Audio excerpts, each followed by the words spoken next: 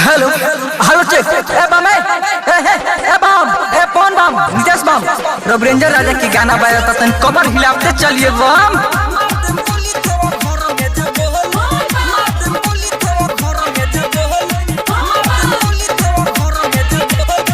घरे हमार हवे जिला मोतिहारी ढारे बदल हम सब से जागे हारी या का कौन भी होके गाना रब रेंजर राजा के ही बजेगा। घरे हमार हवे जिला मोतिहारी ढारे बदल हम सब से जागे हारी कि जदी करी रुका है बटल फुआ हसन के टोली हमारे बम लोग से आग्रह है कि कृपया शांति बनाए रखे। मार देम गोली देवो घर में जे बोहली मार देम गोली डाके बम में जे बोहली मार देम गोली बोला बम में जे बोहली मार देम गोली देवो घर में जे बोहली।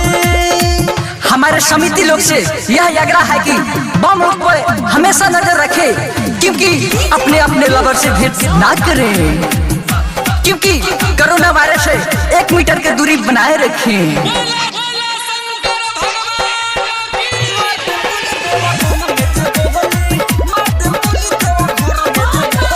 कान्हावा पधोइला पानी क्यावो बन रही मोर बाबो बाबा के होई नुचेला कोई ना कोई ठेलम ठेला।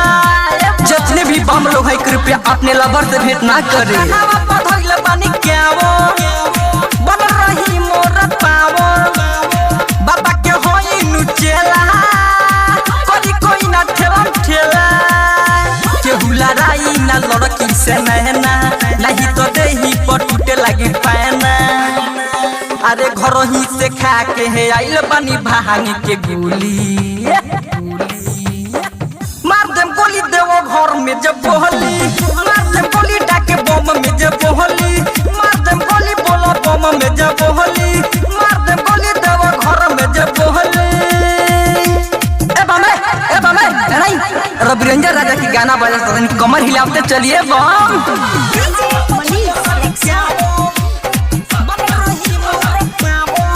मार होने का संभावना है कृपया 1 मीटर का दूरी बनाए रखे बम लोग से आग्रह है।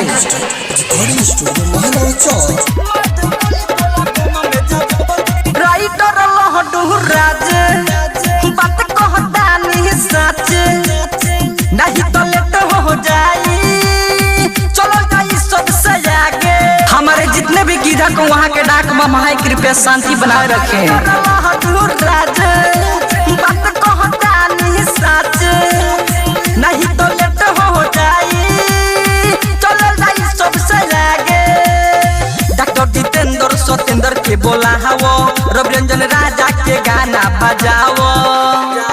अरे सुबह से मंटू मुँह बहाना ही खोली बोलबो मार देम गोली देवो घर में जब बोहली मार देम गोली डाके बम में जब बोहली